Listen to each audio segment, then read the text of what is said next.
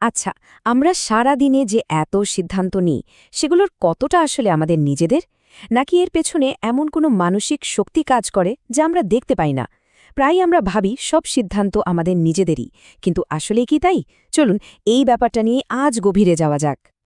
এই যে একটা অনুভূতি, এটা কিন্তু মোটেই কাকতালীয় না, বুঝলেন? বরং এটা প্রায়ই কিছু যত্ন সহকারে তৈরি করা কৌশলের ফল, যা আমাদের মনকে প্রভাবিত করার জন্যই ডিজাইন করা হয়েছে। এই অনুভূতিগুলো আমাদের মস্তিষ্কের গভীরে থাকা কিছু নিয়মের কারণে তৈরি হয়, যা আমাদের অজান্তেই কাজ করে চলে। দেখুন, এই পৃথিবীটা বেশ জটিল, আর এর সাথে তাল মিলিয়ে চলতে আমাদের মস্তিষ্ক কিছু মানসিক শর্টকাট ব্যবহার করে। এটাকে বলা যেতে পারে একটা ক্লিক হুর রেসপন্স। মানে কোনো কিছু দেখলেই বা শুনলেই বেশি চিন্তাভাবনা না করে একটা অটোমেটিক প্রতিক্রিয়া দেওয়া। এই শর্টকাটগুলো একদিকে যেমন আমাদের দ্রুত সিদ্ধান্ত নিতে সাহায্য করে, তেমনি অন্যদিকে ম্যানিপুলেশনের জন্য আমাদের দুর্বল করে তোলে। ডক্টর রবার্ট সিয়ালডিনি এই মানসিক শর্টকাটগুলোকেই নাম দিয়েছেন প্রভাবের অস্ত্র। আর বিক্রেতা থেকে শুরু করে বিজ্ঞাপন নির্মাতারা সবাই কিন্তু এই অস্ত্রগুলোই ব্যবহার করে আমাদের মুখ থেকে হ্যাঁ শব্দটা বের করে আনার জন্য। আর এটা তারা করে আমাদের যুক্তিবাদী চিন্তাকে প্রায় পুরোপুরি পাশ কাটিয়ে। মূলত 6টা নীতিকে প্ররোচনা বা ম্যানিপুলেশনের মূল ভিত্তি বলা যায়। পারস্পরিকতা, মানে কেউ উপকার করলে তার প্রতিদান দেয়া। ধারাবাহিকতা, মানে নিজের কথার সাথে কাজে মিল রাখা। সামাজিক প্রমাণ, মানে সবাই যা করছে তাই করা। পছন্দ, মানে পছন্দের মানুষকে বিশ্বাস করা। কর্তৃত্ব, মানে বিশেষজ্ঞদের কথা মেনে চলা। এবং স্বল্পতা, মানে যা সহজে পাওয়া যায় না সেটার দিকে ঝোঁকা। এই আলোচনায় আমরা এই প্রত্যেকটা নীতি আর তা থেকে বাঁচার উপায়গুলো জানব। চলুন তাহলে প্রথম কৌশলগুলো দেখে নিই। এগুলি মূলত আমাদের সামাজিক সম্পর্ক আর ন্যায্যতার বোধকে টার্গেট করে। মানুষ হিসেবে আমরা একে অপরের সাথে মিলেমিশে থাকতে চাই, আর ঠিক এই দুর্বলতাকেই কাজে লাগানো হয়। পারস্পরিকতার নিয়মটা খুব সোজা। কেউ আমাদের জন্য কিছু করলে আমরাও তার জন্য কিছু করতে চাই। এই যেমন ধরুন, কোনো দোকানে গেলেন আর আপনাকে একটা ফ্রি স্যাম্পল খেতে দিল, ব্যাস সাথে সাথেই মনের মধ্যে একটা চাপ তৈরি হয়, তাই না? মনে হয় কিছু একটা তো কেনা উচিত, যদিও কিন্তু এর কোনো বাস্তব কারণ বা প্রয়োজনই নেই। আমরা কিন্তু তাদের কথাই বেশি শুনি যাদের আমাদের ভালো লাগে বা পছন্দ হয়। আর এই ভালো লাগাটা তৈরি করা কিন্তু খুব সোজা। ধরুন, একজন সেলসম্যান এসে আপনার পছন্দের ক্রিকেট টিমের প্রশংসা করল, ব্যাস দেখবেন তার প্রতি মনটা একটু নরম হয়ে গেছে, যদিও তার প্রোডাক্টটা হয়তো অতটাও ভালো না। এখানেই প্রশংসার মাধ্যমে সম্মতি আদায়ের চেষ্টা করা হয়।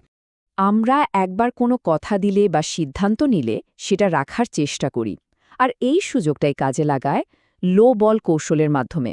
যেমন, আপনাকে একটা গাড়ির অবিশ্বাস্য কম দাম বলা হলো, আপনি মনে মনে রাজিও হয়ে গেলেন, কিন্তু তারপর আস্তে আস্তে যোগ হতে থাকলো নানারকম হিডেন চার্জ। আর যেহেতু আপনি মনে মনে সিদ্ধান্ত নিয়ে ফেলেছেন, তাই শেষ পর্যন্ত ওই বেশি দামে গাড়িটা কিনে ফেলার সম্ভাবনা থাকে। আচ্ছা, এবার আসা যাক পরের ধাপের নীতিগুলোতে। এগুলি আমাদের মস্তিষ্কের সহজ রাস্তা খোঁজার অভ্যাসকে কাজে লাগায়, বিশেষ করে যখন আমরা কোনো ব্যাপারে নিশ্চিত নই। সামাজিক প্রমাণের নীতিটা কিন্তু খুবই শক্তিশালী। যখন আমরা বুঝতে পারি না কি করা উচিত, তখন আমরা দেখি বাকিরা কি করছে।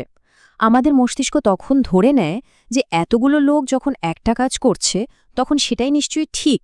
এই নীতিটা আমাদের চারপাশের সব জায়গায় ব্যবহৃত হচ্ছে। এই যে আমরা অ্যাপ ডাউনলোড করার আগে দেখি 10 লক্ষেরও বেশি ডাউনলোড, বা কোনো রেস্টুরেন্টে যাওয়ার আগে রিভিউ দেখি, এর সবই কিন্তু সোশ্যাল প্রুফের খেলা। এটা আমাদের ব্রেনকে একটা সিগন্যাল দেয় যে হ্যাঁ, এই পছন্দটা নিরাপদ। মানে মূল কথাটা হলো অনিশ্চয়তা। যখনই আমরা কোনো কিছু নিয়ে দ্বিধায় থাকি, তখনই আমরা ভিড়ের সিদ্ধান্তকে নিজের সিদ্ধান্ত বলে মেনে নিই। এটা আমাদের একটা স্বভাবজাত প্রবণতা, যা অতীতে হয়তো আমাদের টিকে থাকতে সাহায্য করেছে, কিন্তু আজকের আধুনিক দুনিয়ায় সবসময় যে সঠিক পথে নিয়ে যাবে তা কিন্তু নয়। কর্তৃত্বের নীতিটা আমাদের সমাজে খুব গভীরভাবে গেঁথে আছে। ছোটবেলা থেকেই আমাদের শেখানো হয় বড়দের কথা শুনতে, এক্সপার্টসের কথা মানতে। এর ফলে প্রায়শই আমরা কোনো কর্তৃপক্ষের প্রতীক দেখলেই অটোমেটিক্যালি তাদের কথা মেনে নিই। আর মজার ব্যাপার হলো, আমরা আসল দক্ষতার চেয়েও এই প্রতীকগুলো দেখেই বেশি প্রভাবিত হই। যেমন, একজন ডাক্তার সাজার অভিনেতার পরনে সাদা অ্যাপ্রন দেখলেই তার স্বাস্থ্য বিষয়ক পরামর্শ আমরা বিশ্বাস করতে শুরু করি, যদিও সেই বিষয়ে তার বিন্দুমাত্র জ্ঞান নেই। তো এর থেকে বাঁচার উপায় কি? নিজেকে শুধু দুটো প্রশ্ন করতে হবে। এক, এই লোকটা কি আসলেই এই বিষয়ের এক্সপার্ট? আর দুই, তার আসল উদ্দেশ্যটা কি? সে কি সত্যি আমাদের ভালো চায়? এই দুটো প্রশ্নের উত্তর খুঁজলেই কিন্তু ছবিটা অনেকখানি পরিষ্কার হয়ে যাবে। শেষ যে নীতিটা সেটা হলো স্বল্পতা। হারিয়ে ফেলার ভয় বা ফিয়ার অফ মিসিং আউট আমাদের খুব দ্রুত সিদ্ধান্ত নিতে বাধ্য করে। এই যে সীমিত সময়ের অফার বা স্টক শেষ হওয়ার আগে কিনুন, এই কথাগুলো আমাদের মাথায় একটা তাড়া তৈরি করে। তখন আর যুক্তির ধার দিয়েও আমরা হাঁটি না। তো এতক্ষণ তো আমরা ম্যানিপুলেশনের নানা কৌশল নিয়ে কথা বললাম। এখন আসল প্রশ্ন হলো, এসবের বিরুদ্ধে আমাদের সবচেয়ে বড় ঢাল বা রক্ষা কবচটা কি? চলুন সেটাই জেনে নেওয়া যাক আমাদের আলোচনার শেষ পর্বে। উত্তরটা কিন্তু খুবই সহজ, একটা ছোট্ট বিরতি।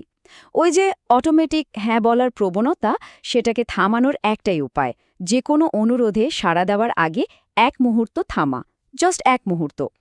এইটুকু সময়েই আমাদের সচেতন মনকে ভাবার সুযোগ করে দেয়। আসল আত্মরক্ষার কৌশলটা হল নিজের ভেতরের আবেগটাকে চেনা। যখনই মনে হবে কোনো ব্যক্তি বা তার প্রস্তাবের প্রতি প্রয়োজনের চেয়ে বেশি টান লাগছে, তখনই সতর্ক হতে হবে। নিজেকে প্রশ্ন করতে হবে, আমি কি প্রস্তাবটার যোগ্যতা দেখে প্রভাবিত হচ্ছি, নাকি যে প্রস্তাব দিচ্ছে তাকে দেখে? অর্থাৎ প্রস্তাব থেকে প্রস্তাবদাতাকে আলাদা করে দেখতে হবে। তাই শেষ করার আগে এই একটা প্রশ্নই মাথায় গেঁথে নেওয়ার মতো, যে কোনো সিদ্ধান্ত নেওয়ার আগে নিজেকে জিজ্ঞাসা করতে হবে, আমি কি চুক্তিটা সুবিধার জন্য রাজি হচ্ছি, নাকি যে মানুষটা এটা দেখাচ্ছে শুধু তার কথায় প্রভাবিত হচ্ছি? এই একটা প্রশ্নই কিন্তু আমাদের হাতে নিজেদের সিদ্ধান্তের নিয়ন্ত্রণ ফিরিয়ে দিতে পারে।